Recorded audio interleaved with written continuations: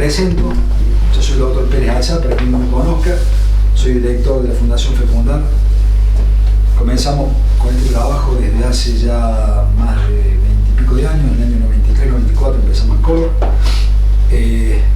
Como les decía recién, actualmente somos un grupo de aproximadamente 15 a 20 profesionales, ginecólogos, andrólogos, endocrinólogos, biólogos de la reproducción, enfermería, etc. Un laboratorio de bioquímica también con 3 o 4 bioquímicos. Y hoy me toca a mí, a la doctora Lucía Pisitelli, especialista en ginecología, reproducción asistida, trabaja hace más de 10 años que trabaja con nosotros, una excelente obstetra también. La doctora Lucrecia Rojo, otra también colega, amiga, 10 años con nosotros, especialista en reproducción, primero en ginecología obstetricia, residente del Hospital de Clínica, escolta a la Universidad Nacional de Córdoba como estudiante, así que realmente una muy buena profesional.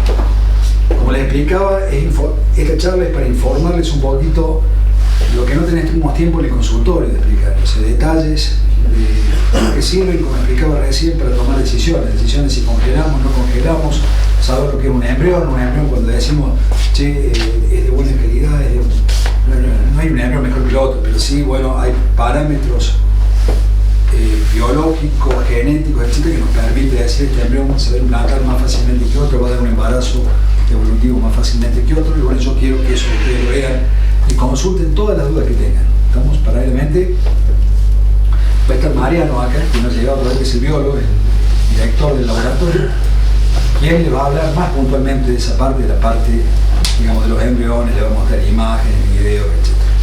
La primera parte, ¿quién va a empezar? Yo. Lucrecia Rojo le va a hacer un pantallazo de lo que son las técnicas de reproducción asistida, cómo diagnosticamos, cómo llegamos a esto y para qué sirve cada uno de los análisis que pedimos. ¿Estamos?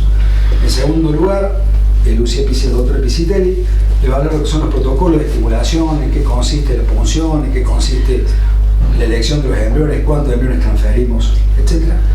El doctor Mariano Pérez, que es un hermano mío, que es también especialista en bioquímico, especialista en biología de la reproducción, le va a mostrar toda la parte del laboratorio que le explique, un video de cómo es el ICSI, qué diferencia tiene con la fecundación in vitro, qué es una inseminación, los espermatozoides cómo se mueven, les va a mostrar un poquito todas esas imágenes. Y yo al final voy a tratar de ser un poco el coordinador de todo lo que ven ellos, así que lo que quede un poquito en el aire lo puedo contestar o se los voy a contar o más o menos voy a cerrar el tema. Y las preguntas posteriormente que quieran hacer con toda libertad, que no se animen, me la da por escrito, yo la leo, pero no se queden con ninguna duda. ¿Estamos? Así que vamos a empezar en primer lugar entonces con Lucrecia, la doctora Lucrecia Rojo. Bueno, en general se dice que una pareja tiene infertilidad cuando busca embarazo, digamos, tiene relaciones sexuales sin protección durante un año y no logra el embarazo. En general esto del año es, o sea, esa es la definición, pero tenemos que tener en cuenta la edad de la mujer sobre todo. No es lo mismo una mujer que tiene menos de 35 años, en donde nosotros y los ginecólogos generales esperamos un año para recién ahí empezar a hacerle los estudios, que una paciente que ya pasó los 35, en donde con 6 meses de búsqueda sin haber logrado el embarazo ya es importante empezar a estudiarla como para ganar tiempo, digamos. El 8 al 15% de las parejas en edad reproductiva presentan este problema a la hora de buscar el embarazo. Primero les voy a explicar un poquito cómo se logra naturalmente un embarazo. Para poder embarazarnos necesitamos el aparato reproductor de la mujer que esté intacto. Acá tenemos este sería el útero, que tiene la forma de una pera invertida, el cuello del útero, que tiene un canalcito que se comunica con la cavidad uterina, esa cavidad se comunica con las trompas y los ovarios de cada lado. En los ovarios, las mujeres tenemos folículos, que son pequeños quistecitos, que los podemos ver en la ecografía. Esos quistecitos en su interior tienen una célula inmadura, que es el óvulo. Todos los meses, cuando la mujer menstrua regularmente, uno de estos folículos aumenta de tamaño, la célula que está adentro madura, y cuando está madura, se rompe ese quiste y sale el óvulo y lo agarra la trompa. El óvulo sería este mirado al microscopio. Cuando tenemos relaciones sexuales, acá tenemos los espermatozoides se depositan en la vagina, suben por el cuello del útero y uno se junta con el óvulo en la trompa, donde se forma un embrión que luego viene y se implanta dentro del útero. Ahí vemos el ovulito, el recorrido que hacen los espermatozoides para encontrarse con ese óvulo. Ahí se juntan en la trompa el óvulo y el espermatozoide y se forma el embrión. En sus primeras etapas el embrión empieza a dividirse en la trompa hasta que en el estadio de blastocisto es cuando llega a la cavidad uterina y ahí se implanta en el endometrio. Entonces, ¿qué debemos evaluar cuando estudiamos a una pareja que no logra naturalmente un embarazo? Por un lado, tenemos que evaluar el factor masculino con un espermograma. El espermograma es el estudio del semen, en donde básicamente lo más importante que buscamos ahí es ver el número de espermatozoides que hay por mililitro de semen, la movilidad que tienen esos espermatozoides y la forma, la morfología. Se estudian también otros parámetros, pero estos serían los más importantes. Y en algunos casos hay otro estudio que se llama, que lo deben haber sentido nombrar, test de túnel o fragmentación del ADN espermático, que no se pide siempre, tiene sus indicaciones, por ejemplo en casos en que en el espermograma tengamos un número de espermatozoides muy reducido o la morfología de los espermatozoides muy alterada, o pacientes que han realizado tratamientos y han fracasado en esos tratamientos, varones fumadores crónicos, bueno, entre otras indicaciones para este estudio. También debemos estudiar los óvulos, o sea, el factor ovárico que nosotros nos llamamos, y eso lo hacemos mediante análisis hormonales que se hacen en determinado momento del ciclo menstrual de la mujer, y ecografía transvaginal. Y también estudiar las trompas, el factor tubario, con la histerosalpingografía. A su vez tenemos otros estudios que no se piden de rutina, sino que cuando encontramos algo en lo anterior, por ejemplo en la ecografía vemos alguna imagen dentro de la cavidad uterina como un pólipo, por ejemplo, que sospechamos, o en la histerosalpingografía también vemos alguna imagen de falta de relleno que nos hace sospechar que puede haber un pólipo dentro del útero, o un mioma submucoso, o una estenosis, una sinequia. Pedimos una histeroscopía, que es otro estudio que ya más adelante les voy a mostrar un poquito de qué se trata. Y también en algunos casos, para completar la etapa diagnóstica, se necesita hacer una cirugía, que es la videolaparoscopía, que es para mirar en vivo y en directo el tracto genital femenino de la mujer. ¿Qué es la reserva ovárica? Bueno, es el número o cantidad de óvulos que tiene la mujer en el ovario. Es importante que sepamos que nosotros, las mujeres, nuestros óvulos se forman cuando estamos en la panza de nuestra mamá, o sea, ya las nenas nacemos con los óvulos que vamos a tener para nuestra vida. La mayor cantidad de óvulos en nuestros ovarios están cuando nosotros estamos en la panza de nuestra mamá, alrededor de entre las 16 y 20 semanas es cuando tenemos más o menos 6-7 millones de ovocitos. Los vamos perdiendo porque después de que se forman se empiezan a morir, digamos, a perder, y cuando nacemos ya nacemos con 1 o 2 millones de óvulos en nuestros ovarios. Y a medida que pasan los años, que vamos pasando la infancia, seguimos perdiéndolos, y cuando llegamos a la pubertad, que es el momento en que empezamos a menstruar y empezamos a ovular, tenemos alrededor de unos 400.000. Y a lo largo de la vida reproductiva de una mujer, es decir, desde que empieza a menstruar hasta que termina de menstruar, cuando se le retira en el momento de la menopausia, más o menos ovulamos unos 400 ovocitos, y el resto se pierden por un mecanismo que se denomina atresia o muerte celular programada. Existen también causas que hacen que esta reserva ovárica, más allá de lo que les comento, naturalmente lo vamos a ir perdiendo por el paso de los años.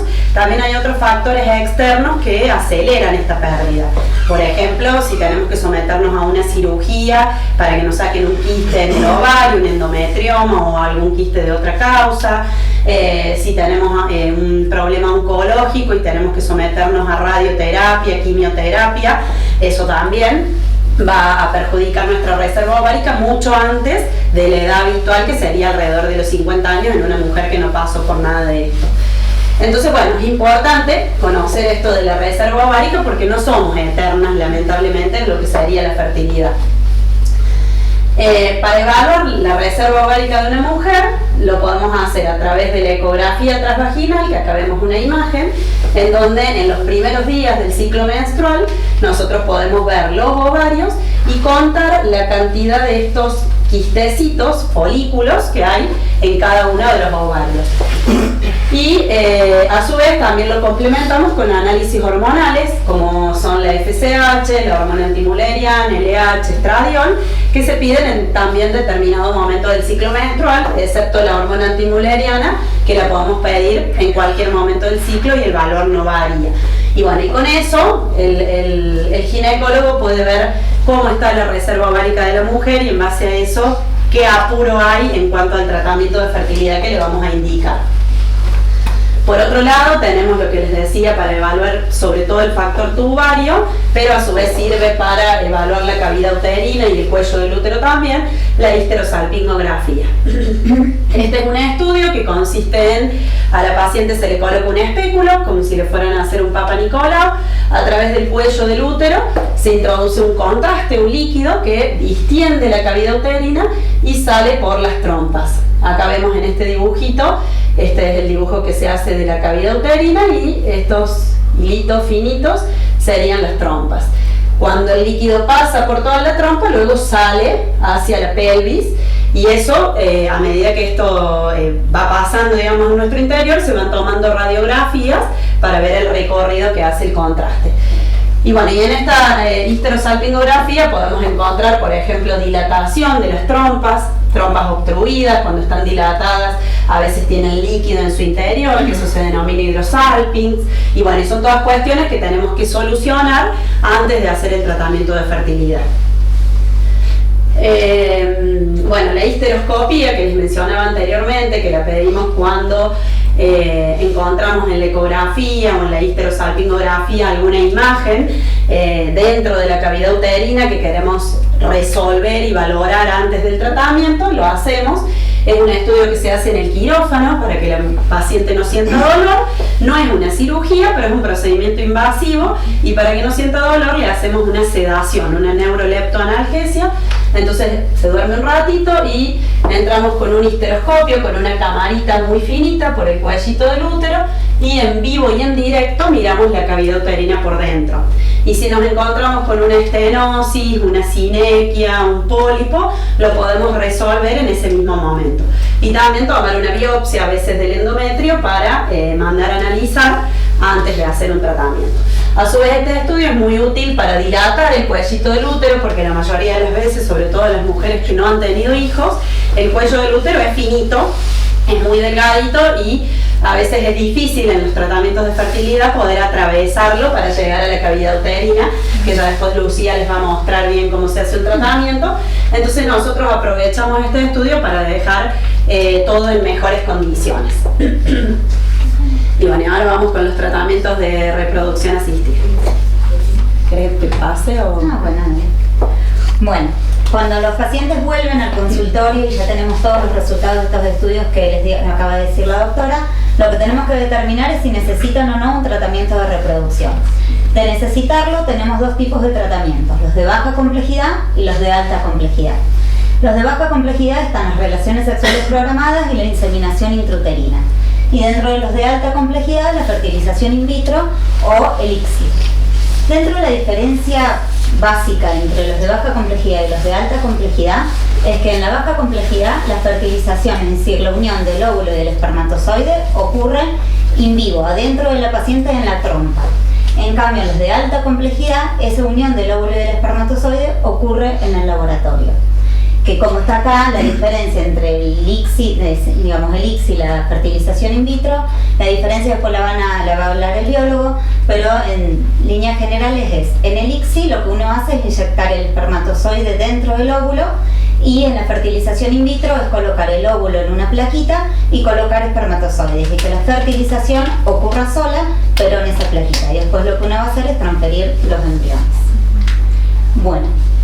Básicamente, tanto en los tratamientos de baja complejidad como los de alta complejidad, lo que primero tenemos que hacer siempre es evaluar el cuello uterino, es la prueba de cánula o la prueba de transferencia, para evitar que el día ya sea de la inseminación o de la transferencia de los embriones estemos renegando en el consultorio o en la sala de transferencia. Entonces lo que se hace es se coloca un espéculo y se ingresa con el mismo catéter que vamos a hacer el procedimiento, pero al inicio de la estimulación. Y complementamos con una ecografía, ya sea para el de baja complejidad, para certificar de que no haya ningún quiste y podamos arrancar sin ningún problema, o en el de alta complejidad para determinar el recuento de folículos antrales y así poder saber con qué dosis de medicación vamos a iniciar. La siguiente.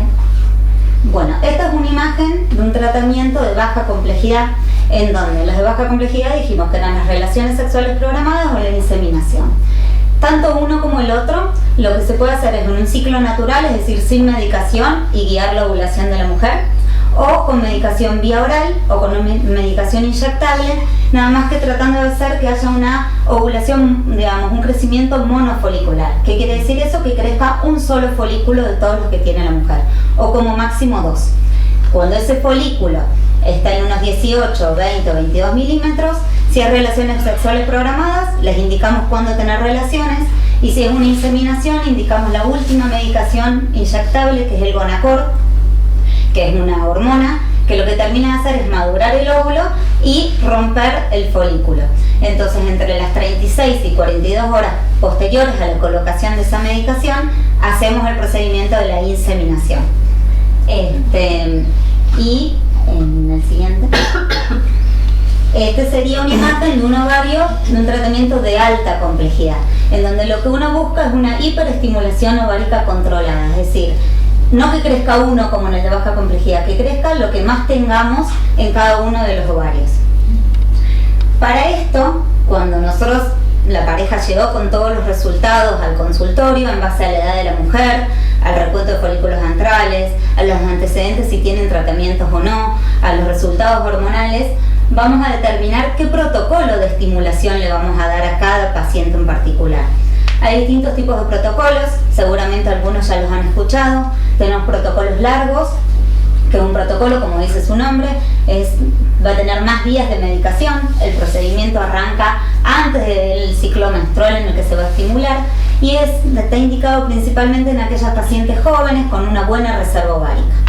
Si no, tenemos protocolos que se llaman con antagonistas, que es principalmente para pacientes que tienen una poliquistosis ovárica, es decir, que tienen un gran recuento de folículos. O podemos tener los protocolos cortos, que son protocolos para pacientes de más de 38 años, con una baja reserva, en donde la estimulación tiene que ser como un poco más intensa. Y lo que vamos a ir viendo, vamos a ir haciendo la estimulación con medicación inyectable subcutánea alrededor del ombligo, y vamos a ir haciendo un control ecográfico y de laboratorio para dosar hormonas cada 2 o 3 días. Y vamos a ir viendo cómo van creciendo los folículos. Cuando logramos que los folículos estén entre 18 y 20, 21 milímetros, es cuando indicamos la medicación, como hicimos en el de baja complejidad, el Gonacor, y programamos la punción, que acá tiene que ser a las 36-38 horas desde que colocamos esa medicación. Y pasamos al último paso del tratamiento, que es la aspiración folicular. Este procedimiento se hace en el quirófano con una sedación, se duerme 10 minutitos a la paciente y se ingresa por vía transvaginal con el mismo transductor de que hicimos los controles ecográficos, al cual se le adosa una guía por donde se pasa la aguja y se trata de tener el transductor lo más cerca en contacto con el ovario y se va punzando cada uno de los folículos y aspirando el líquido. El líquido se va recolectando en un tubo y ese tubo con el líquido folicular se lo pasa al laboratorio a los biólogos que están en la habitación siguiente.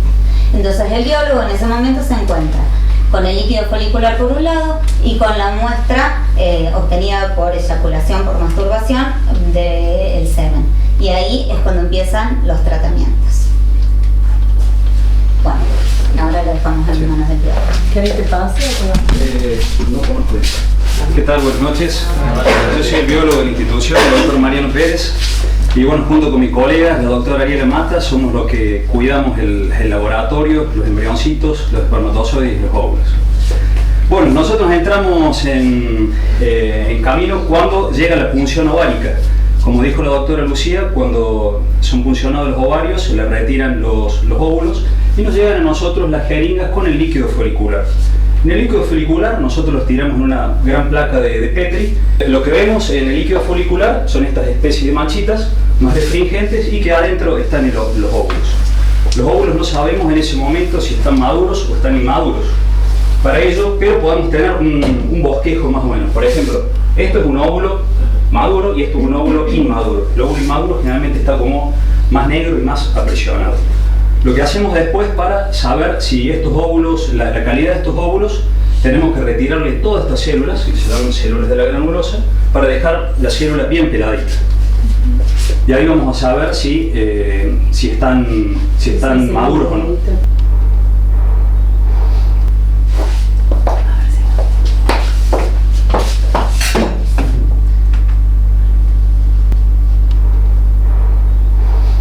Bueno, hemos hablado mucho sobre el óvulo, pero todavía nada sobre el espermatozoide, que es el otro 50%.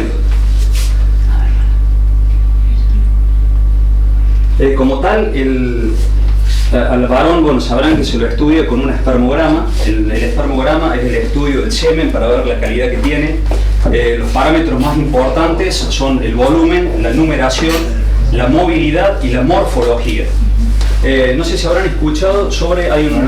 ¿Qué tal? Buenas noches. Hay unos estudios nuevos que se están pidiendo casi de rutina, que es la fragmentación del ADN. Bueno, a veces las hebras de ADN están rotas en el espermatozoide y eso provoca una baja en la calidad embrionaria. Por lo tanto, bueno, es un buen parámetro analizar también la fragmentación espermática. Bueno, obtenemos los óvulos, tenemos que preparar en los espermatozoides. El semen como tal no sirve para fecundar los óvulos en fresco, sino que hay que hacerle un lavado y una capacitación a esos espermatozoides. La capacitación se llama swim up. Los espermatozoides, como tienen un flagelo, tienen el poder de moverse, por lo tanto, bueno, se trasladan hacia el óvulo, ¿no? Lo que hacemos es hacerlo migrar en un medio de cultivo y luego pipetear ese medio de cultivo rico en espermatozoides móviles y de buenas morfologías. Y lo que hacemos después, a las 4 horas de obtener los óvulos, es inyectar estos... es inseminar los óvulos. La inseminación es la unión del óvulo con el espermatozoide. Como explicó la doctora Lucía, hay dos tipos de métodos de fertilización de los óvulos de alta complejidad. Una es la fecundación in vitro clásica, que es colocar los óvulos con aproximadamente 100.000 espermatozoides móviles. ¿Qué quiere decir esto? Que para hacer una fecundación in vitro clásica debemos tener buenos parámetros de semen. Y la otra técnica se llama ICSI, que es la inyección de un solo espermatozoide dentro del óvulo. Aquí entran casi todos los casos en que tienen oligospermia, tienen malas morfologías, o a veces biopsias testiculares, que a veces sacamos 2-3 espermatozoides y bueno, y fecundamos los óvulos con un espermatozoide, no hace falta más. Bueno, aquí como vemos, aquí le traje una plaquita que aquí es donde cultivamos los ahí hacemos la fecundación y ahí luego cultivamos los embriones. Por ejemplo aquí, bueno, es esa plaquita, hacemos microgotas, la cubrimos con aceite y aquí se ven todos los espermatozoides, 100.000. ¿Qué pasa? A veces en la fecundación in vitro entra más de un espermatozoide y se ven los pronúcleos, como ya los vamos a ver, el chequeo de fertilización al otro día siguiente, vemos 3 pronúcleos, quiere decir que han entrado 2 espermatozoides, por lo tanto ese óvulo no es bueno. Puede producir un embarazo, pero va a dar una mola y después hay que sacarla, no es bueno. Bueno, y pasamos al otro método, que como les dije es el ICSI, la inyección intracitoplasmática de un solo espermatozoide. Esto ya es un poco más complejo, se hace con un microscopio especial, que se llama el microscopio invertido, con micromanipuladores, en los cuales se toma un solo espermatozoide. Como ven, el espermatozoide es mucho más chiquito que el óvulo. Se le carga en una pipeta y se lo introduce en el óvulo, se lo inyecta.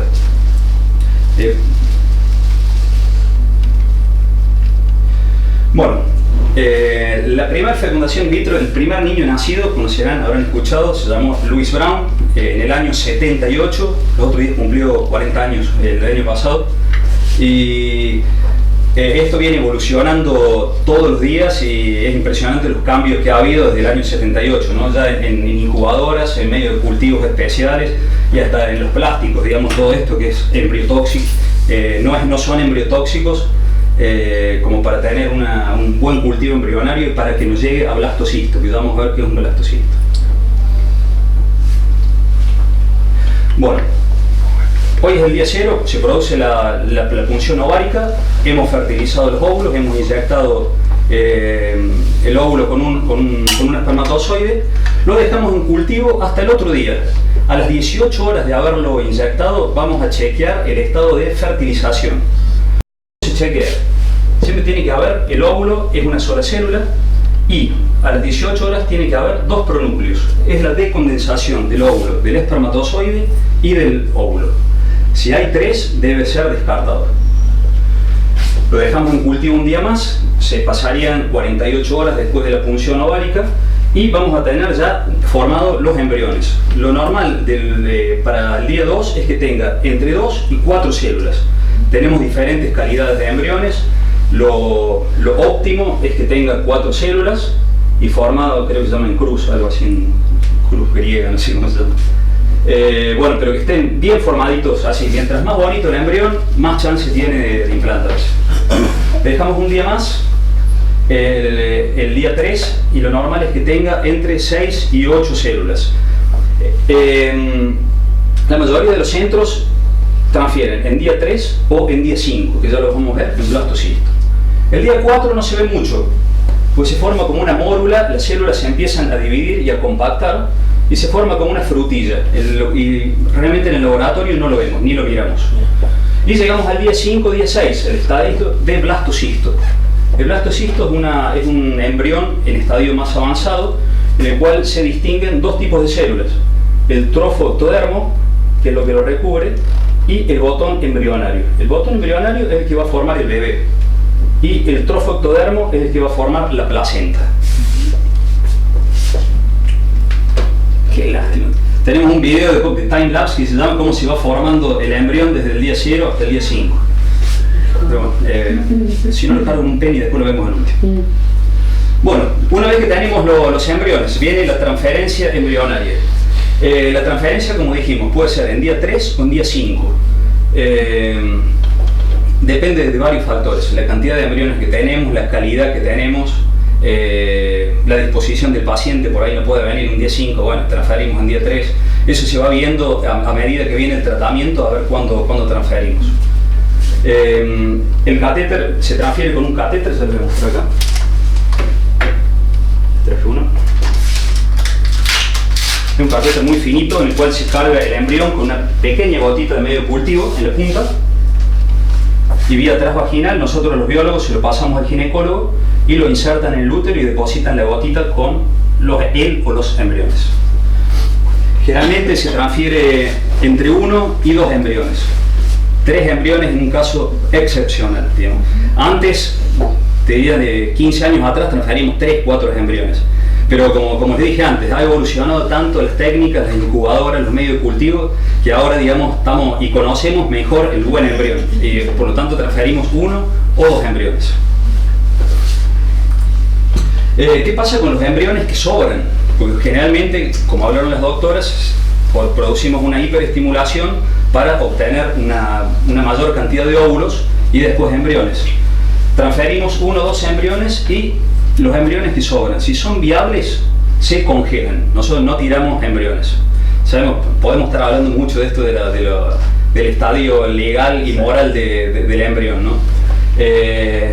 Lo que aconsejamos nosotros es congelarlos, y para esto existe la técnica de la vitrificación embrionaria o la congelación rápida, en el cual, bueno, en una serie de pasos se deshidrata el embrión y se lo introduce en nitrógeno líquido y serán guardados a 196 grados bajo cero.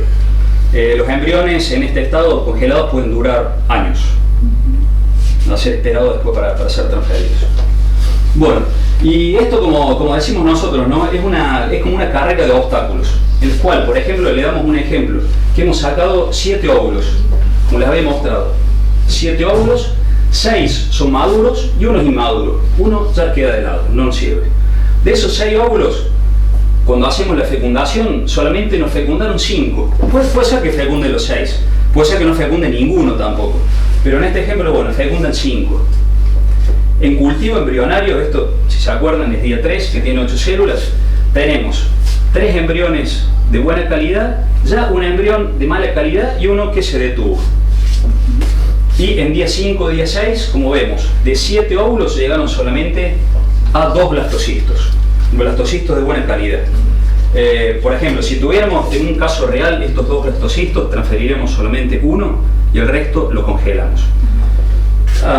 ¿Por qué les muestro esto, digamos? Porque por ahí hay pacientes que dicen, no quiero congelar embriones, solamente quiero que me fecunden 2 óvulos. ¿Y qué pasa si fecundamos estos 2 óvulos? No nos llega ninguno. Es un tema. Si fecundamos estos 2 óvulos, sí, bueno, tuvimos suerte. O fecundamos, qué sé yo, estos 2. No nos llegan. Y bueno, por ahí hay personas que no quieren congelar y solamente, si no quieren congelar, inyectamos, hacemos ICSI solamente a los óvulos que vamos a transferir. Podemos transferir 2 embriones, decimos, si estamos convencidos de que vamos a transferir 2 embriones, inyectamos solamente 2 óvulos. Pero como ven acá, tenemos la posibilidad de que no llegue ningún embrión. Bueno, y para esto nosotros le hacemos firmar un consentimiento informado. Que esto, por ahí, bueno, las parejas no lo tienen muy claro, ¿no? Y tenemos 3 opciones. El uno es que la pareja está de acuerdo que se generen todos los embriones posibles y con la consecuencia de la inseminación o el ICSI de los ovocitos obtenidos, asumiendo la obligación de congelar todos los embriones que no han sido transferidos. Eso se marcaría en la primera, ¿no? Después, la segunda opción es que se genere un número limitado de embriones, consecuencia de la inseminación de tantos óvulos. Por ejemplo, los pacientes quieren inseminar solamente 4 óvulos, y supongamos que llegaron los 4 embriones, se transfiere uno y se deben congelar los 3. Y en el otro caso que yo le hablé recién, es que no se genere ningún embrión que no vaya a ser transferido. O sea, la pareja no quiere congelar, entonces se inyecta 1 o 2 óvulos, nada más. Esto, como le digo, para no tirar embriones. Bueno, esta vez. Bueno, últimamente ha habido un gran avance en los estudios genéticos, en los cuales se estudian los cromosomas y los genes de los embriones. Hay una técnica que se llama PGS, habrán escuchado, ahora se llama PGTA, que es el estudio genético preimplantatorio del embrión, el cual se sacan células del blastocisto, se sacan entre 5 y 10 células. Este embrión se congela y esas células se envían a un laboratorio genético. Este estudio genético nos puede decir si tiene alguna anomalía génica, por ejemplo puede ser la fibrosis quística, la atrofia muscular espinal o alguna anomalía cromosómica como puede ser un síndrome de Down.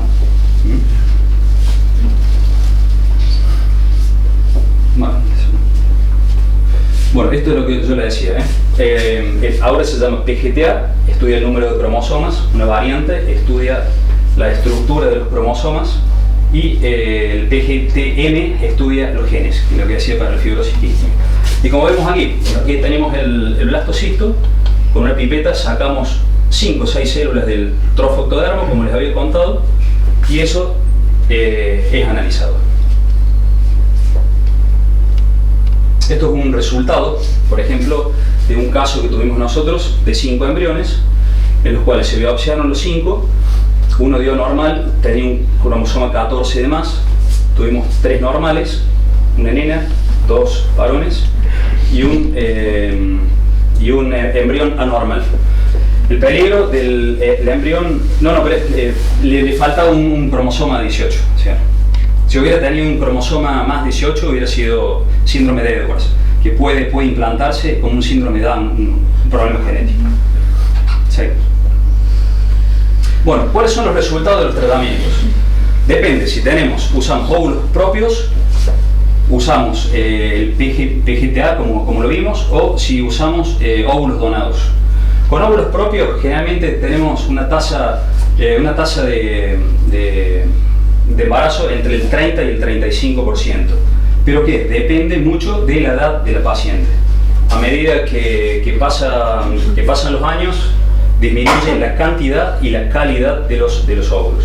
Como vemos, hay una caída a los 35 años y después de los 40 se hace bastante más abrupta. Como les conté, de qué dependen los resultados, de la edad de la mujer y de la cantidad y de la calidad de los óvulos. ¿Qué pasa en los ciclos donde hacemos la biopsia de los embriones? En un estudio que han hecho, digamos, el laboratorio que trabajamos nosotros español, que se llama Igenomics, vieron que en las donantes, en casi todos los ciclos, tienen por lo menos un embrión euploide o normal en un 95%. Y si vamos al otro extremo, en las mujeres por arriba de 40-42 años, solamente el 26% de esos embriones biopsiados van a ser normales. O sea, hay una caída en la calidad genética a medida que pasan los años. Tomamos los donantes porque son chicas menos de 25 años, generalmente. ¿Y qué pasa con los resultados de ovodonación? Como veis en la otra curva, la curva cae a medida que pasa el tiempo de la mujer. En cambio, en la ovodonación se mantiene constante, porque los óvulos no son de la paciente, sino que son óvulos de chicas jóvenes. Y es más alta la tasa de embarazo y la tasa de parto en ovodonación. Generalmente ronda el 50%. Bueno, los aspectos psicológicos, lo sabrán que es muy importante.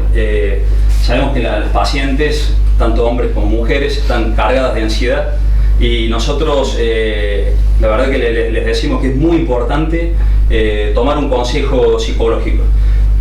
Trabajamos con una licenciada aquí, con Luciana, que la verdad que les ayuda mucho a contener un poquito toda la ansiedad que cargan estos tratamientos. No, en realidad contar el programa pre-intra-post, ¿querés contar? Sí, no. ¿Otros? Bueno, al respecto tenemos un programa que se llama pre-intra-post, que es una consulta pre-tratamiento, intratratamiento y post-tratamiento con la psicóloga, que no es terapia, lejos de eso, es un acompañamiento, les explican en qué consiste todo lo que es el tratamiento, en la consulta pre-tratamiento, cómo son las inyecciones, cómo son los controles, durante el tratamiento, sobre todo el periodo de la beta de espera, el momento que se transfiere esos 15 días que pasan hasta tener resultados si positivo o negativo, realmente el paciente por ahí lo vive y no lo vive bien, y el post-tratamiento, la consulta que viene después del tratamiento, sea positivo o negativo, sobre todo cuando es negativo, la contención es muy importante porque por ahí el paciente cae en el cuadro depresivo, sensación de que todo va mal y que puede ser ayudado y que no todo se termina, digamos, con un resultado negativo. Al contrario, se puede continuar y mejorar sobre la experiencia de lo que nos pasó en el primer tratamiento, en la estimulación, en el cultivo embrionario, etc. Así que eso es más o menos lo que queríamos mostrar, cómo trabajamos. O sea, es una forma de ver todos los puntos de la estimulación, el diagnóstico, el laboratorio de cómo trabaja Fecundar, y por eso queríamos mostrárselo. Hasta acá llega un poco la charla de los tres profesionales. Las preguntas que tengan para hacernos, encantados las responderemos. Hay una consulta por internet que yo querría aclararlo en todas las preguntas sobre la transferencia de embriones al día 3 o de embriones al día 5. ¿Puedes volver para atrás un poquito? Sí. Recuerdan lo que explicó Mariano, o sea, extraemos los óvulos, fecundamos, a las 24 horas vemos si hay fecundación.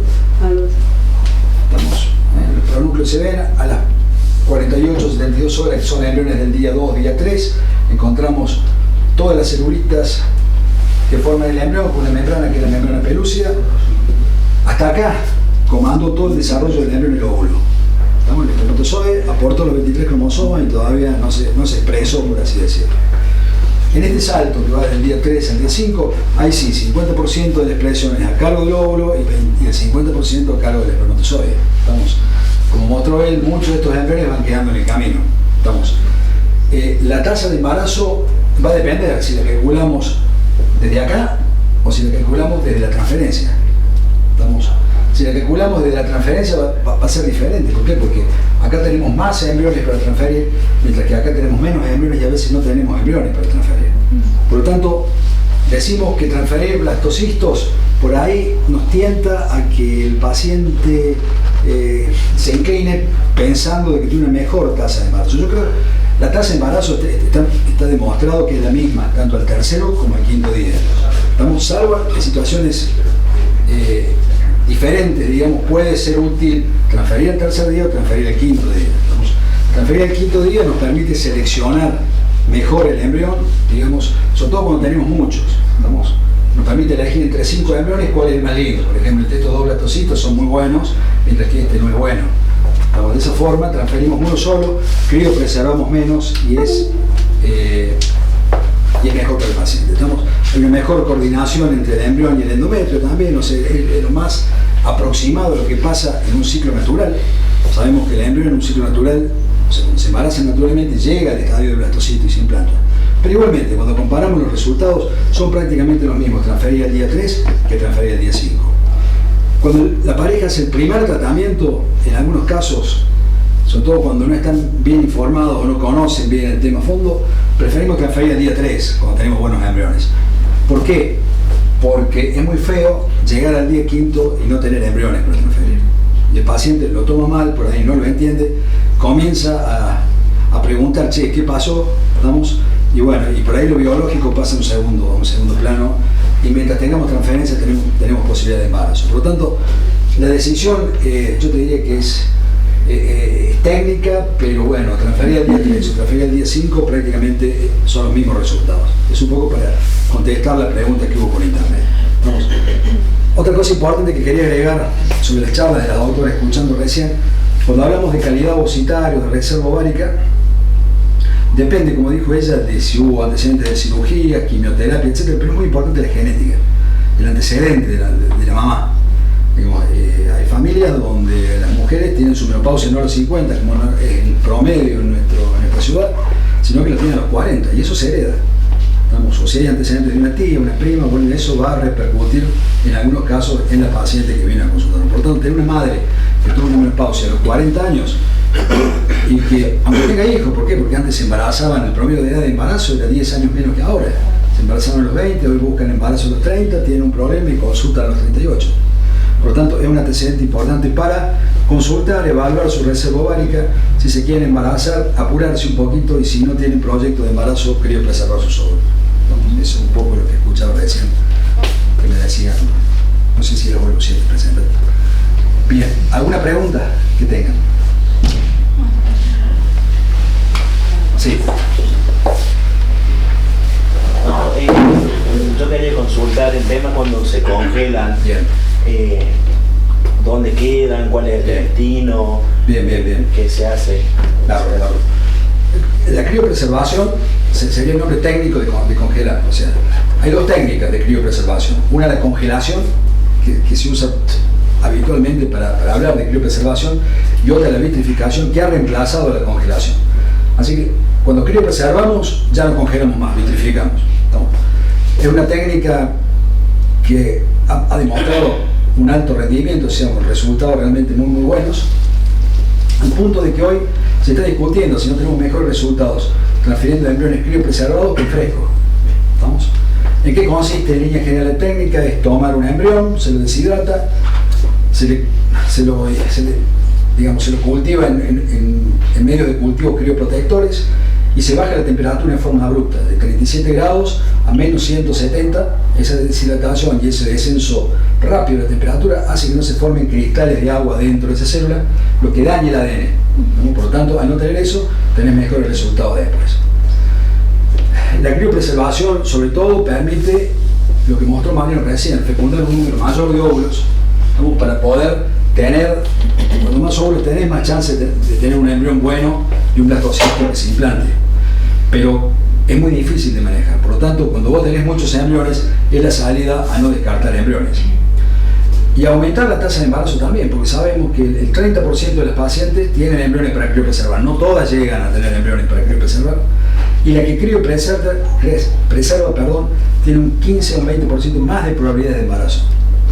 Si vos en fresco tenés un 35 o 40%, si criopreservas sumas un 15%. ¿Estamos? Un poco porque, Y es difícil a veces entender, porque en fresco transferimos siempre los mejores, hasta hoy. Creo que va a cambiar la cosa, hasta hoy los mejores los transferimos. Y los que tienen un poquito más de fragmentos o que los criopreservamos. Y con esos embriones de segunda línea, teóricamente, tenemos tasas de embarazo casi mejores que con los embriones frescos. Por lo tanto, se está hablando de que esa transferencia de embriones criopreservados permite sacar esos embriones de todo ese medio ambiente que alteramos con la estimulación, que puede ser perjudicial para la implantación, que altera el endometrio, el dolor, la distensión del abdomen, etcétera, que pueden jugar en contra de la implantación. Por lo tanto, la criopreservación, por un lado, una salida a no descartar embriones, por otro lado, a fecundar un número mayor de óvulos y de esa forma poder tener un embrión de mejor calidad y mejorar los resultados en relación a la transferencia en fresco. Sin lugar a duda, el beneficio también para evitar el síndrome de hiperestimulación, que es un tema también que es importante remarcar, una complicación de las estimulaciones ováricas, sobre todo en pacientes donde tienen un número muy elevado de óvulos, como son los ovarios poliquísticos, donde es dosis dependiente de las hormonas, pero también cómo se manejan ciertas hormonas, sobre todo la última, que es la que termina la maduración, que es la gonadotrofina coriónica, el famoso gonacor. Entonces, cuando la paciente está hiperestimulada, para evitar un cuadro grave, hay que evitar un embarazo, contrariamente a lo que buscamos. ¿Estamos? De esa forma se criopreserva, se deja pasar el ciclo, evitamos que esa paciente se hiperestimule, también el ciclo próximo transferimos a la embrión. También es un beneficio para el paciente para evitar esto. ¿Estamos? Entonces serían en líneas generales las indicaciones y los beneficios de la criopreservación. Otro tema, previene también, que se me olvidaba, el embarazo múltiple. Porque antes cuando buscamos mejor tasa de embarazo, era decir, che, no sabemos qué embrión estamos transfiramos 4, 3. Y ahí estaban los accidentes de mellizos, trillizos, etc. Justo acá hace una pregunta desde internet, Viviana, que dice, ¿se puede transferir más de un embrión? Un poco eso, es decir, la criopreservación te permite esto, decimos, transfiero un solo embrión, primero el cultivo blastocisto, lo llevo al blastocisto, puedo diferenciar, es más fácil diferenciar entre estos dos blastocitos que sobre estos 5 embriones.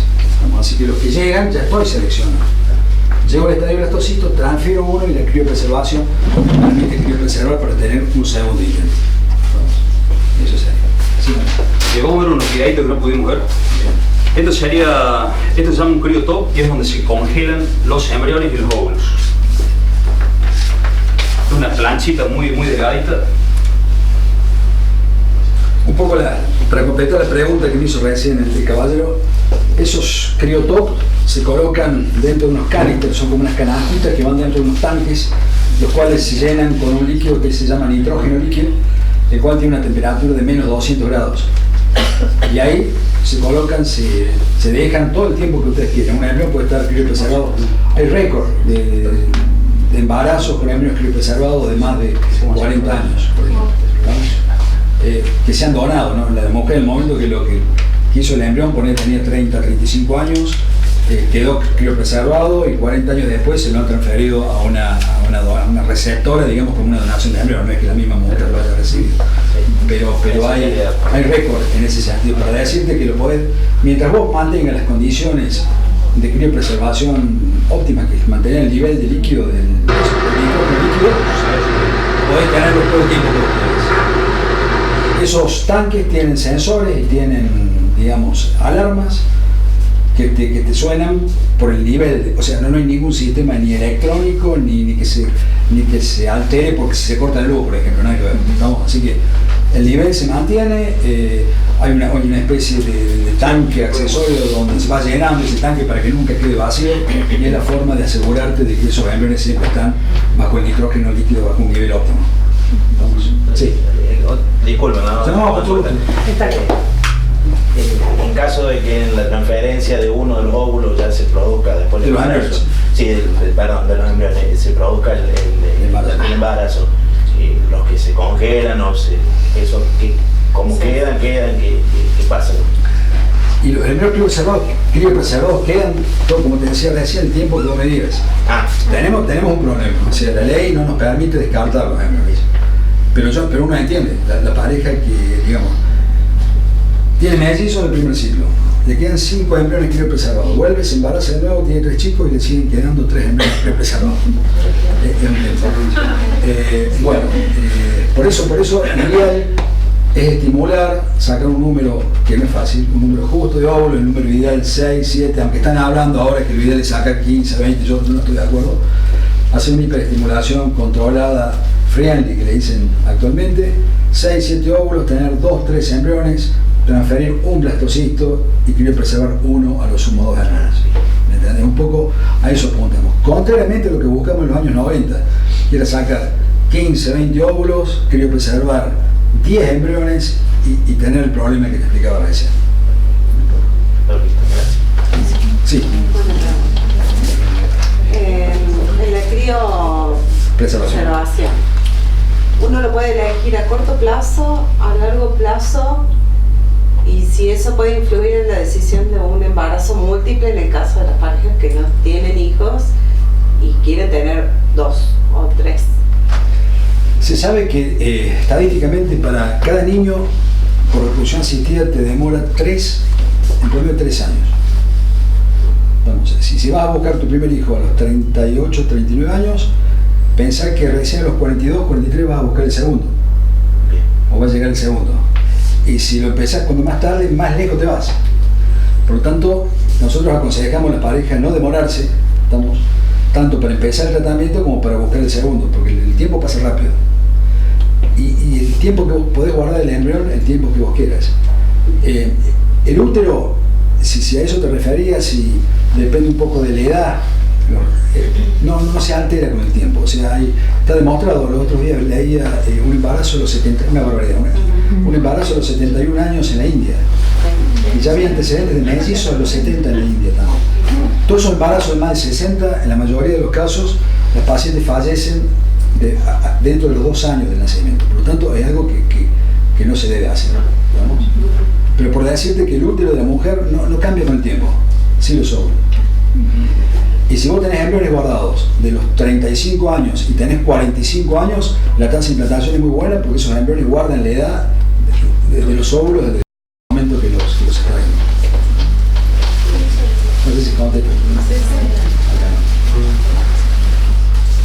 Yo le quería mostrar cómo era después de la capacitación de los espermatozoides.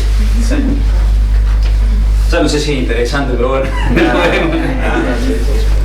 Como ven, ganan movilidad y vitalidad, digamos. Se mueven mucho más rápido y en línea recta. Y se obtienen espermatozoides morfológicamente más normales. Y lo que vamos a ver más interesante es el cultivo embrionario que yo les decía. Ahora hay unas incubadoras nuevas que se llaman Time-Lapse, perdón, en el cual... ¿Tenés el micrófono? Bueno, últimamente ha salido unas incubadoras nuevas que se llaman Time-Lapse, en las cuales es incubadora y a su vez es microscopio. Adentro está incorporado el microscopio y le va sacando fotos cada 5 o cada 10 minutos al embrión y se ve cómo evoluciona. Y digamos, nosotros giramos el mouse y se va viendo el video. Ahora lo vamos a ver. Interesante.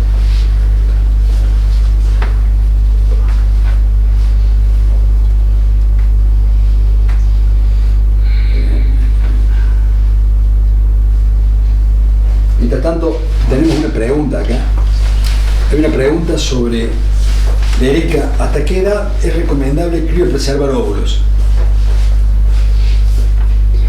En realidad se pueden criopreservar óvulos mientras la paciente tenga ovocitos como para estimular y poder sacar, digamos, se puede criopreservar, pero el momento ideal es antes de los 35 años.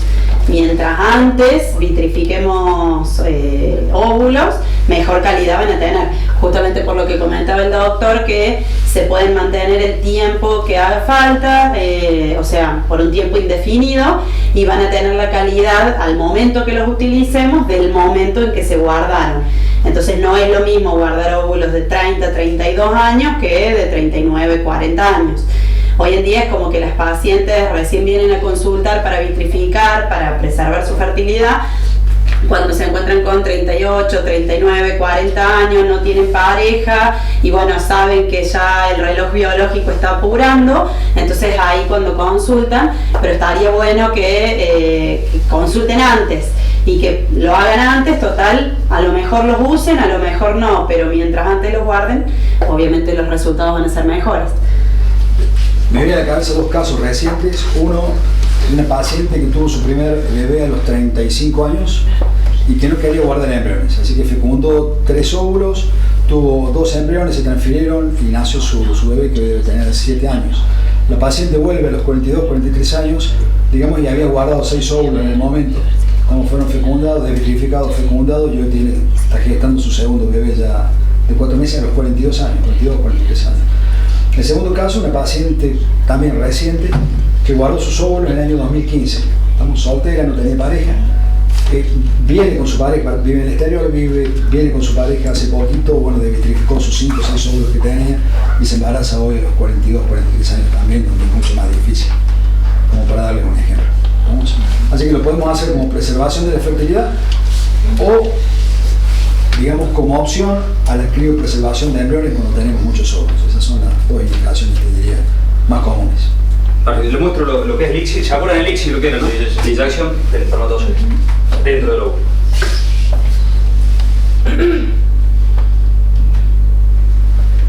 Ahí van nadando, se los coloca en una... ¿Vieron cómo se movían de rápido, no? Sí. Para hacer el ICSI sería imposible verlo, que si es un morfológicamente normal y cómo se mueven rápidamente. Entonces se lo coloca en una solución más viscosa. Ven que está como lento. No le dimos lexotanil ni nada.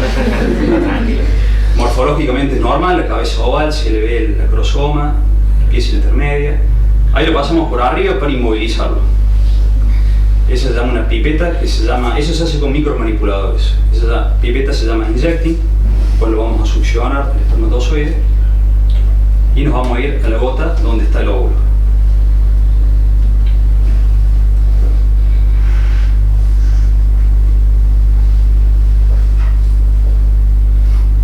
El óvulo es mucho más grande que el espermatozoide. Bueno, es necesario que los óvulos sean maduros para ser fertilizados, si no, no sirven. Como nos damos cuenta, por el glóbulo polar. Esto de aquí se llama glóbulo polar. Ahí succionamos con otra pipeta, hacemos presión negativa, se llama holding o de sujeción. Ahí lo que vamos a hacer es inyectar, ahí viene el espermatozoide, ahí lo metemos dentro del óvulo, succionamos un poquito de citoplasma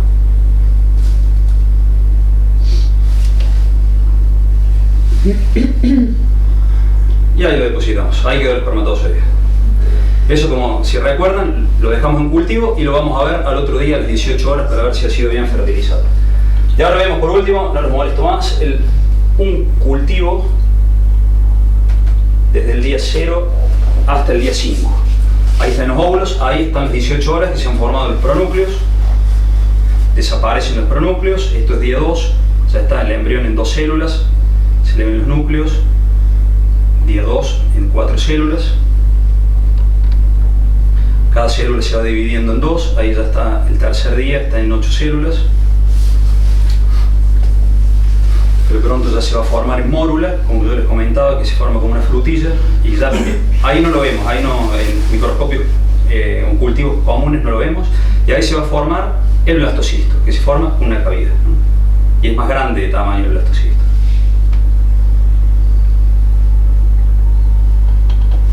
Lo cual, si se acuerdan, el botón embrionario que va a formar el bebé y el trofo ectodermo que va a formar la placenta. Hay una pregunta, Mariano, dice, ¿qué calidad tiene un blastocisto C++? Un blastocisto C. Un blastocisto C.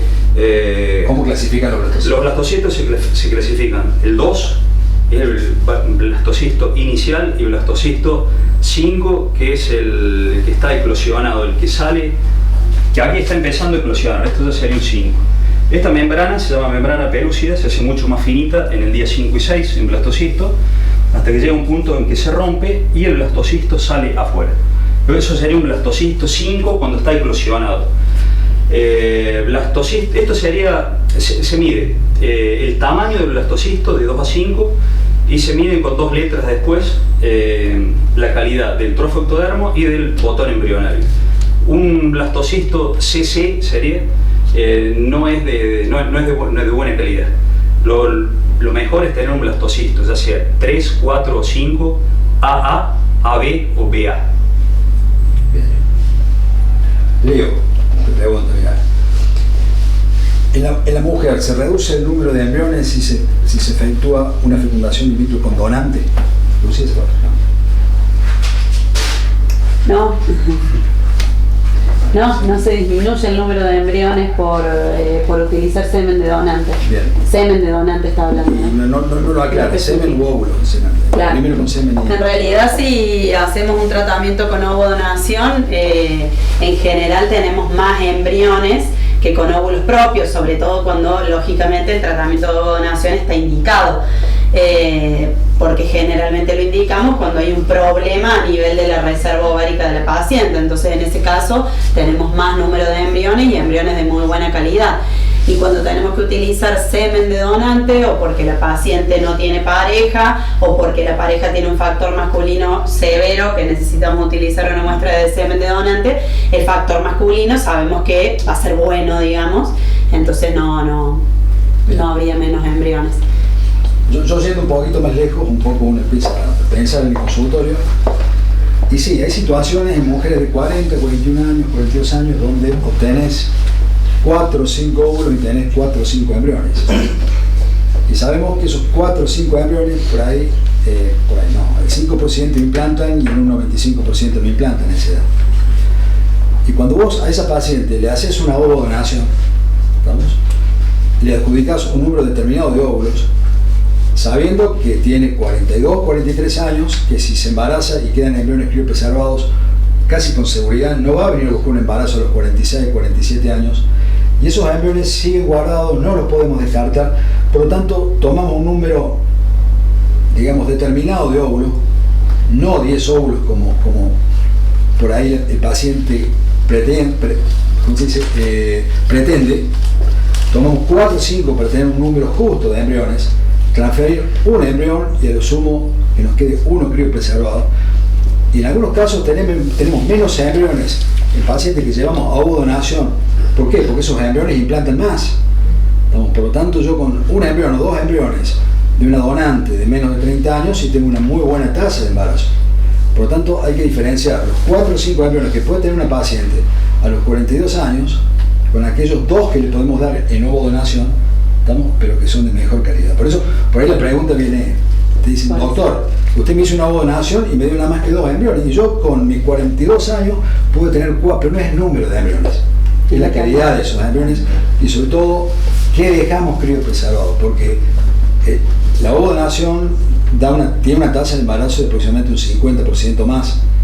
Por lo tanto, vuelvo a lo que dije recién, dejar embriones criopreservados después que una mujer de 43, 44 años sin embarazo es un problema para nosotros y para ustedes también. Luciana Arias, hola, ¿qué saben del tratamiento con células madres para obtener óvulos? Bien.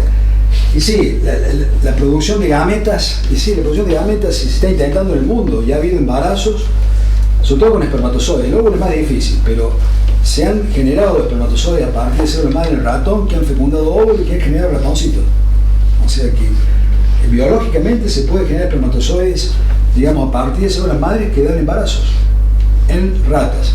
No tengo conocimiento hasta el último congreso si hubiera sido un boom mundial, si alguien pudiera generar y aplicar esto clínicamente. Yo creo que cualquier equipo serio hoy no hace esto, o sea, realmente no lo aplicaría clínicamente, porque no hay mucho conocimiento al respecto. Hablemos de la clonación, por ejemplo. La clonación está prohibida en la mayoría de los países del mundo. La generación de gametas creo que se ha bloqueado todo esto por el tema ético y por el tema del desconocimiento de lo que podemos engendrar, ¿no es cierto?, con este tipo de producción de gametas artificiales. Vamos. Bien, ¿qué otra pregunta hay? No, ya les respondí. No, ok, mami. ¿Cuáles son las edades de los donantes masculinos? Según la SAMER, la Sociedad Argentina de Medicina Reproductiva, los donantes pueden tener hasta 40 años. No así las donantes femeninas, que está establecido 35 años creo, pero nosotros menores de 30 años son nuestras donantes. Pero los hombres, como lo vuelvo a repetir, a partir de los 40 años, hasta los 40 años pueden donar. Le agrego algunas cositas. O sea, la edad del hombre digamos, se habla de la edad del hombre en el sentido no porque disminuye la fertilidad. O sea, la fertilidad del hombre disminuye por la frecuencia de relaciones sexuales. Digamos, la persona más grande tiene menos frecuencia que un hombre joven. Pero se sabe que aquellos hombres que engendran más allá de los 60 años aumentan el riesgo de autismo en el niño. No se sabe por qué, ¿no? Pero hay una mayor incidencia y la condroplasia también. Pero sobre todo el autismo que a todos nos preocupa y que se habla tanto del tema. Es un poco porque la edad de los donantes debe también buscarse personas jóvenes. Yo tengo una pregunta. ¿Sí? Ese estudio genético, Sí, sí. el estudio genético es el PGS, Sí. se la extrae en las células. Sí. ¿Eso arruina la calidad, digamos, del embrión? Que se le sacan células. Bueno, es un estudio que depende mucho del técnico que lo hace, digamos, un estudio técnico dependiente. Si está bien hecha, no tendría por qué afectarlo. Aproximadamente un blastocisto tiene 120 y pico o más células. Si le estamos sacando 5 o 10 células, no le afectaría.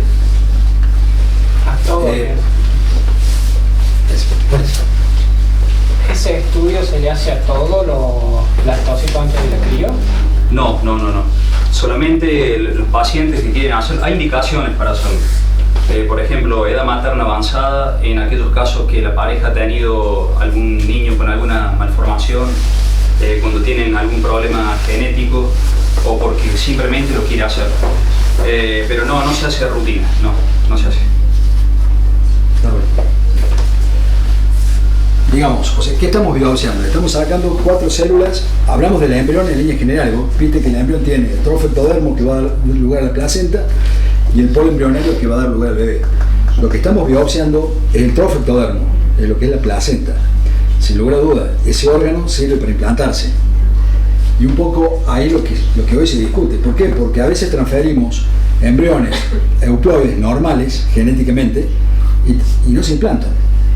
Y ahí viene la discusión, ¿es el endometrio, el tejido que lo recepta o es la técnica, digamos, o son embriones que necesitan un mayor número de células en el trofectodermo para implantarse? Generalmente, ¿cuántas células se sacan? 4 o 5 células. 5 células, 5 y 10 células. Es un número, te diría, bajo y que vemos. El tema que, suponte, un embrión biopsiado, que sabemos que es euploide, que es normal, que tiene el número de cromosomas normales, tiene un 70% de tasa de implantación, tiene mucho potencial de implantarse, más que uno que no conocemos si es normal o no.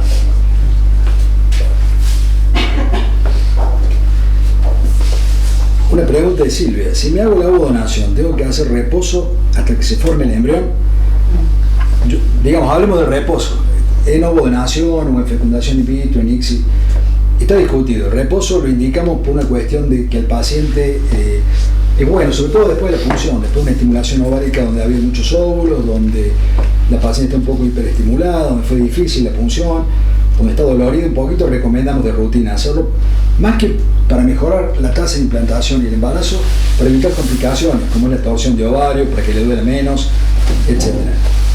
La mayoría de los autores concluyen o coinciden que hacer reposo, no hacer reposo es exactamente lo mismo.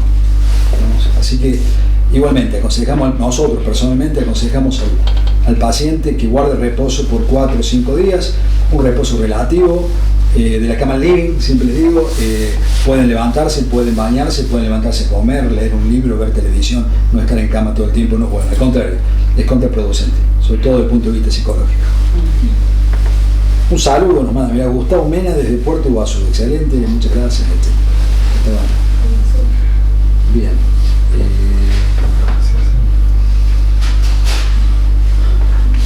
No sé, ¿alguna otra pregunta?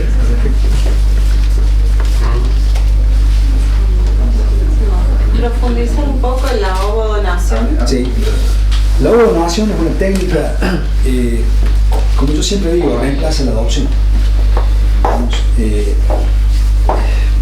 Consiste en tomar el óvulo de una donante que generalmente son elegidas en relación a su edad, preferentemente menos de 30 años. Se hace una selección de los donantes, un buen interrogatorio para descartar enfermedades genéticas, problemas de salud en estas pacientes. Se complementa con análisis para descartar infecciones que puedan afectar el embarazo o a la paciente que recibe el embrión o el óvulo, HIV, hepatitis B, hepatitis C, etc. Y estudios genéticos como son el cariotipo, para saber cómo está genéticamente constituida esa paciente para reducir la tasa de aborto, sobre todo en la paciente que recibe el óvulo, y de dos enfermedades que son muy comunes en nuestro medio. Una es la fibrosis quística, la incidencia de 1 en 25, 1 en 30 portadores en nuestra sociedad, y otra que lo estamos implementando cada día más es el AME, la atrofia medular espinal, la cual es un poco más rara, pero también la incidencia es alrededor de 1 en 100 habitantes de nuestro medio. Hay centros o hay, digamos, equipos que aconsejan paneles de estudio en las donantes o paneles de estudio en los receptores, digamos, de óvulos donados, de espermatozoides donados. El famoso CGT 250 o CGT 500, donde se estudian 250 enfermedades o 500 enfermedades. Actualmente nos complica más de lo que nos ayuda, tanto a médicos como pacientes. ¿Por qué? Pues sabemos que todos somos portadores de por lo menos 2 enfermedades o 2 mutaciones que no las sabemos. Por lo tanto, lo ideal es investigar enfermedades cuya frecuencia es alta, como expliqué recién, 1 en 25 o 1 en 100, como estas 2 enfermedades. Por ejemplo, dentro de esos paneles de 250 o 500 mutaciones, tenemos enfermedades donde la incidencia es de 1 en 20.000, donde conocer que uno la tiene lleva a que se lo haga el padre y la madre, los hijos, los sobrinos, la donante, etc. Nunca encontraremos una donante adecuada, ni digamos, sana o completamente normal genéticamente. ¿Estamos? Por eso lo que nosotros hacemos es estudiarlas de esa forma. Una vez que tenemos los óvulos, que los elegimos, que le preguntan también habitual, ¿cómo elegimos los óvulos, doctor? Lo buscamos en relación al grupo sanguíneo, sobre todo que sea un grupo sanguíneo acorde a la pareja, a sus características de color de cabello, color de ojos, color de piel, altura, peso, y buscamos un número de óvulos también en relación a la edad. Como no es lo mismo en pacientes que buscan un embarazo con más de 45 años, aquellas que lo buscan a los 40 o a los 30 años. Para hacer la donación de óvulos hay que preparar el endometrio, como cualquier transferencia de embrión congelado. Se dan unas pastillas, acá no vienen las inyecciones y pastillas, durante 15 a 20 días, que se controla por ecografía. Cuando el endometrio, o sea el tejido que está dentro del útero, tiene un diámetro mayor a 8 milímetros, 7 milímetros, se toman esos embriones y se transfieren dentro del útero.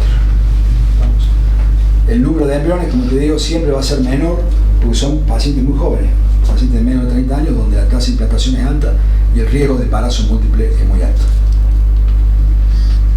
Eso sería más o menos lo que es la ovodonación.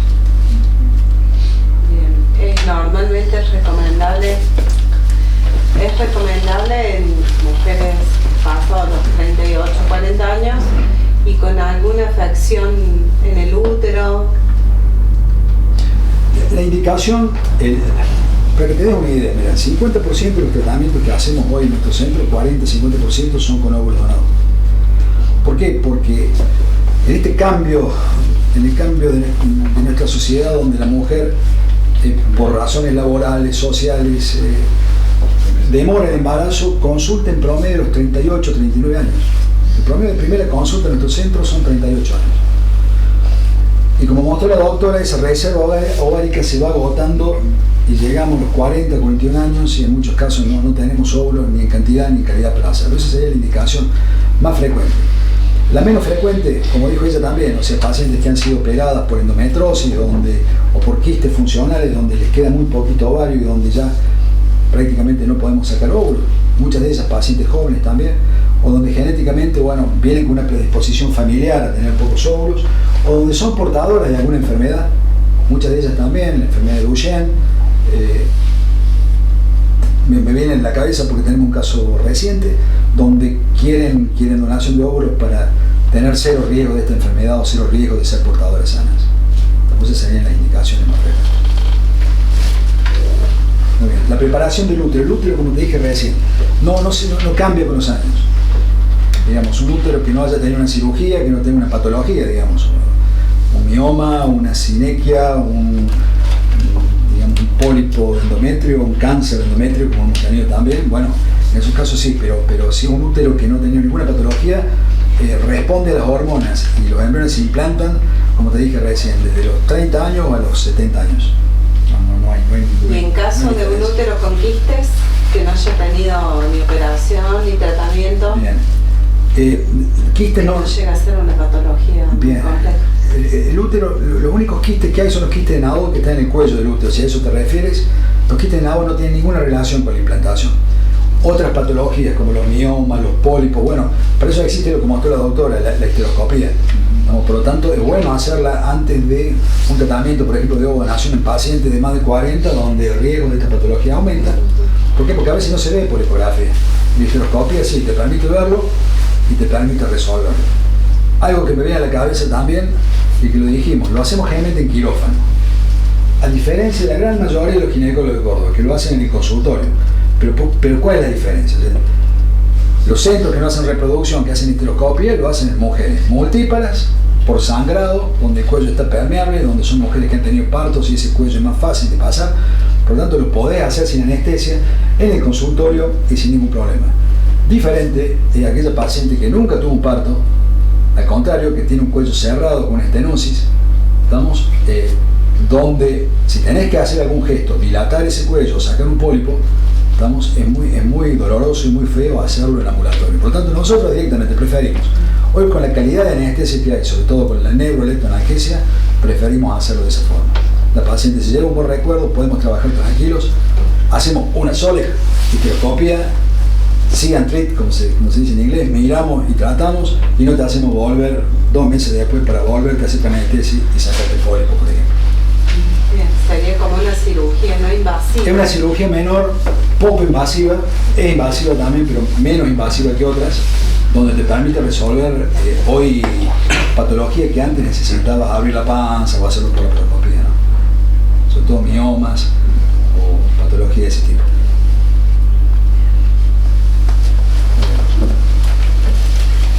¿Alguna pregunta? Yo voy a preguntarlo, en el estudio genético, sí. Necesariamente los óvulos se tienen que criopreservar, ¿verdad? Los embriones.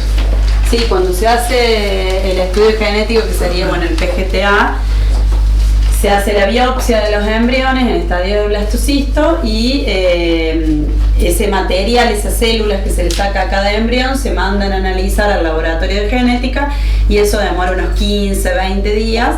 Por ende, los embriones el día de la biopsia son vitrificados hasta obtener el resultado del laboratorio.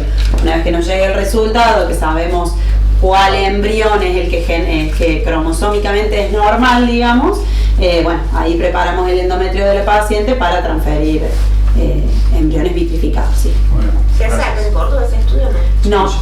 Sí, el PGTA, sí. Ahora lo hacemos acá, sí. O sea, lo de las células es el tema, no la biopsia. La biopsia, sí. Digamos, el análisis. Claro, el análisis es lo que yo pregunté, el análisis genético.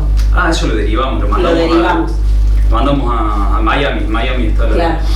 El laboratorio genético, pero nosotros hacemos la acá biopsia. En Fecunda se hace la biopsia, digamos, le hace el procedimiento de extraerle las células al blastocisto, eso sí lo hacemos acá. Pero esas células se envían a un laboratorio de genética en Miami, que es donde se procesa y nos dan el resultado. Bueno, acá hay... ¿Vamos terminando? Sí, son las 8:30, no sé si... Acá Luciana pregunta, tengo 44 años, ¿puedo pedir quedar embarazada de mellizos? Puedes pedirlo, Luciana, pero no te lo cumpliremos. La tendencia mundial ahora es evitar el embarazo múltiple, y más con 44 años. Por eso la tendencia es transferir un solo embrión para tener un embarazo simple. Y si tenemos más embriones, como ya vimos, de nuevo se congelan esos embriones y se hace otra transferencia. Y después, María Cecilia, ¿qué estudios se le hacen a los espermatozoides de los donantes? Debe ser. Bueno, se le hace un espermograma primero para tomarlo como donante tiene que tener parámetros superiores a la media en volumen, calidad, numeración, morfología y movilidad. Se le hace un test de supervivencia, se congela una porción de muestra, se le vuelve a descongelar, si es bueno se le puede tomar como donante, se lo vuelve a llamar, se le hace extracciones de sangre, se le determina todas las enfermedades infectocontagiosas, se le hace análisis comunes para ver que no tenga ninguna talasemia, alguna enfermedad, alguna anemia. Se le hacen estudios citogenéticos, se le hace un cariotipo y se le estudia para ver si es portador de la fibrosis quística. Y bueno, ahora estamos implementando el AME también, la atrofia muscular espinal. Se congela la muestra 6 meses, se lo vuelve a llamar al donante y se vuelve a repetir el análisis de HIV por el periodo de ventana del HIV. Aquí una pregunta, mira, 45 años tengo endometriosis, a mi edad ¿puedo embarazarme? ¿Puedo quedar embarazada? Sí, digamos a los 45 años en general los tratamientos que se realizan son de ovodonación. O sea que, bueno, habría que ver, digamos, tener endometriosis es bastante amplio, habría que ver el compromiso que tiene por esa endometriosis, si hay algo a nivel ovárico, si habría que solucionar algo antes de que se embarace, si le ha afectado las trompas y en sus trompas, por ejemplo, hay líquido en el interior, que también es frecuente en la endometriosis. Bueno, depende, pero sí, embarazarse podría, aunque tenga endometriosis a los 45 años. Bien. No naturalmente, lo más probable. ¿Qué estudios se pueden hacer después de un embarazo detenido mediante transferencia embrionaria? En general, cuando es un embarazo detenido, no está recomendado estudiar a la paciente por solo haber tenido ese antecedente, digamos. Se recomienda ya cuando son 2 o más pérdidas de embarazo, ya sea por tratamiento o naturalmente. Porque lo más probable en este caso de haber tenido después de una transferencia embrionaria un embarazo y que se haya detenido es que sea una causa cromosómica de ese embrión, que eso es algo totalmente frecuente e inevitable por más que le hagamos los estudios. Pero bueno, en general las pacientes demandan después de haber perdido por lo que emocionalmente significa para ellas perder un embarazo, demandan que uno le haga los estudios y bueno, lo que debemos hacer es estudiar, hacerles un cariotipo a ambos miembros de la pareja para ver si hay una cuestión genética que podamos resolver, en este caso con el PGS, y también los estudios de trombofilias para ver si hay algún problema en la coagulación de la sangre. Más allá de, lógicamente, una ecografía transvaginal, histerosalpingografía para evaluar la cavidad uterina, bueno, básicamente, no sé si me olvido de algo. Sí. No, todo bien, todo bien. Pero se le puede aconsejar también al paciente mandar a estudiar ese, digamos, Claro, yo hablaba del antecedente, pero sí, en el caso de que la paciente se le detenga el embarazo antes de que lo pierda, ya sea espontáneamente o se le haga un legrado para extraer ese material, se puede mandar a analizar, que eso también es un dato muy importante, digamos. Se puede hacer un legrado aspirativo, que es lo que nosotros hacemos acá en Fecundar, también para tratar de no dejar ninguna secuela dentro de la cavidad uterina. Se introduce con una cánula que aspira por vacío ese saquito gestacional con el embrión y ese material se manda a analizar al laboratorio de genética para saber si el problema por el cual se detuvo el embarazo es cromosómico, que es lo que les decía al principio, que es la causa más frecuente, y en ese caso la pareja de alguna manera se quedaría tranquila porque es poco probable que se vuelva a repetir, o si el embrión es genéticamente normal, bueno, ya uno tiene que buscar por otro lado el tema de las trombofilias. Bueno, muy bien, Mario, ¿quería ver? ¿Alguna pregunta? Yo quería consultar. Sí, cómo no.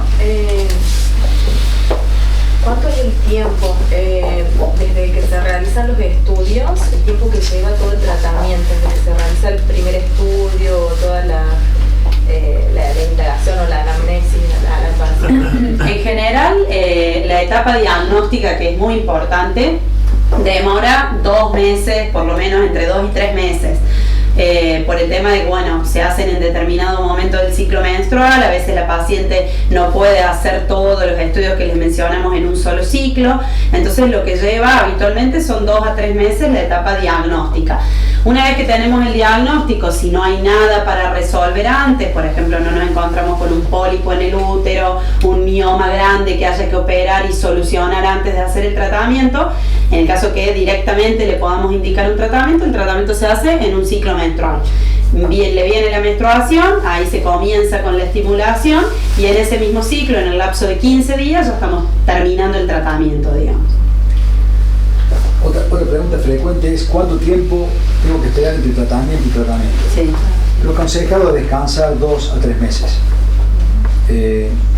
No hay trabajos tampoco que demuestren que aumenta, digamos, la tasa de embarazo si lo hacen el mes siguiente o si esperas 6 meses, pero lo ideal, un poco para que el paciente se desintoxique de todas las hormonas que le damos, para que se tranquilice un poco. Sobre todo en los tratamientos de alta complejidad. Sobre todo en los tratamientos de alta complejidad aconsejamos descansar 2 o 3 meses. Bueno, les agradecemos realmente haber venido hasta aquí. Estamos viendo recién en Facebook y en YouTube que había alrededor de 60, 70 pacientes que miraron la charla, así que nos llena de gusto. Los invitamos para la próxima charla que lo vean por YouTube. Bueno, muchas gracias por venir.